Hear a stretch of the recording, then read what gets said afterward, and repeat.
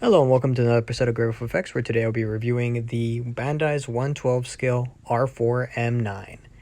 So on this kit or this video review, it's going to be a little different from, I guess, the norm that I've kind of established already for this channel. Normally, if it's going to be a custom or something, it's going to have to be built first, and then I customize it and then showcase it in another video. Well, in this case, I thought it might be a little too troublesome to try and build it all, review it, and then take it apart and then customize it and whatnot. And I was just like, you know what, let me just review the unboxing first, and then I'll go ahead and do a two-part review, I guess you could say, both in the custom as well as just the kit itself. So this kit itself is really fun to build. I haven't owned any Battle Droid kits before. Well, not Battle Droids.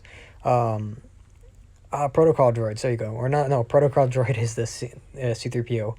Astromechs. I haven't owned any Astromechs before, so I was like, you know what, let me build one of those. It's different, so why not?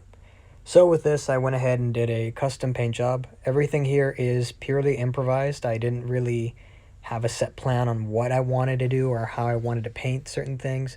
I just knew the color scheme I was going to want to go for, and that was it. So this is literally the product of winging it, kind of like how I winged most of my classes in college. But anyway, this kit came out a lot better than I thought it would. The orange paint I used is the Vallejo orange. I'm not sure exactly if it's another type of orange or just... Oh wait, I actually have the bottle right here. It's the, Vallejo light orange. And use several coats of that because orange is just a pain in the butt like yellow to paint, so yeah. As then the grays and the whites, I kind of used a generous mix of different blacks and whites, so that's basically all I had to do there. All the other parts, though, I went ahead and I sprayed it in a Rust-Oleum metallic paint.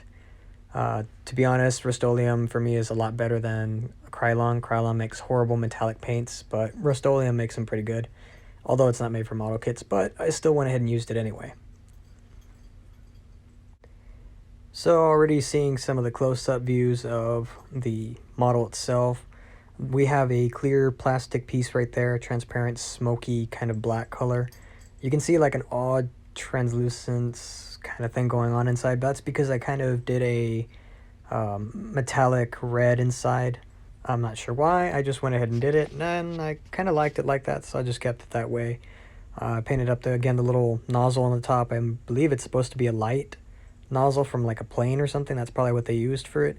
That one I just painted it in the same chrome silver, so I went ahead and just kept that color scheme kind of going on right there.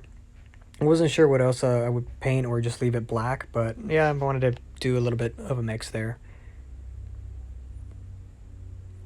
Moving on here to the body, you can see some of the other panels and everything that's got pretty sharp details, so it's definitely something that you'll end up getting when it comes to a model kit versus like a mass-produced kind of figure.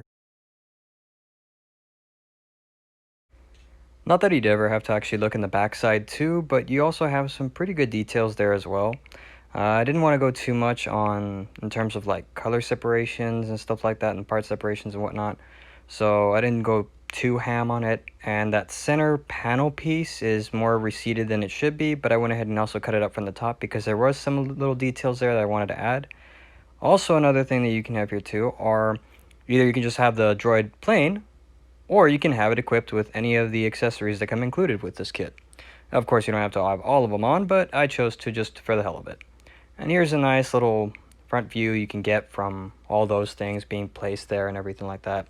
So it's like either your space droid here is just getting like freaking shocked or something like that, and it's just going spazzing out or whatever. You can have it like that as a diorama, or just to kind of showcase all that. Another demonstration here is just that the head can move in 360 degrees, legs can move out, the third leg actually does pop out, and it can rotate and everything like that, so it is somewhat articulated. Another interesting feature it has too is that you do get parts to make an R2 unit head, although you're still missing the main piece that actually allows it to turn around, but I went ahead and I designed one, so I'll have that printed out later on. The lens there, you only get one, so you can't use it for this, but lucky for me, I had another resin drop thing, whatever, that I used for Gundam kits. I used it on this one for the red and for the black little eye there, and you can even see it on the back side there too. You also get the extra little periscope and the little, I guess you can say like the antenna or whatever, just to like radio or search for beacons and stuff like that. But unfortunately, it's only going to work for the R2 unit head, and it doesn't work for the R4. So, and you can go ahead and modify it and it will work, but yeah. Moving on from that and getting the obvious model itself along with the display base, you do get yourself the torch, a hack tool, the claw, taser, along with the little saw there you get too. You get the panel line doors, the panel doors itself, an extra R2 unit with the periscope, as well as the little antenna thing that you get too. And as an extra added bonus, I guess you could also say, you get yourself a very big mess of extra parts that you can use for, I don't know. Yeah, you get a ton of these. Overall, this kit itself is a real fun build to make. It was pretty cool to have just there, and I'll see what I can do for dioramas in the future and stuff like that, or at least not so permanent dioramas. But other than that, I hope you enjoyed this as much as I did, and please take care of yourselves and have an outstanding day and week and whatever day and all that. And just, you know, like, comment, subscribe, and enjoy. As well as that, this is Grey Wolf Effects, signing out.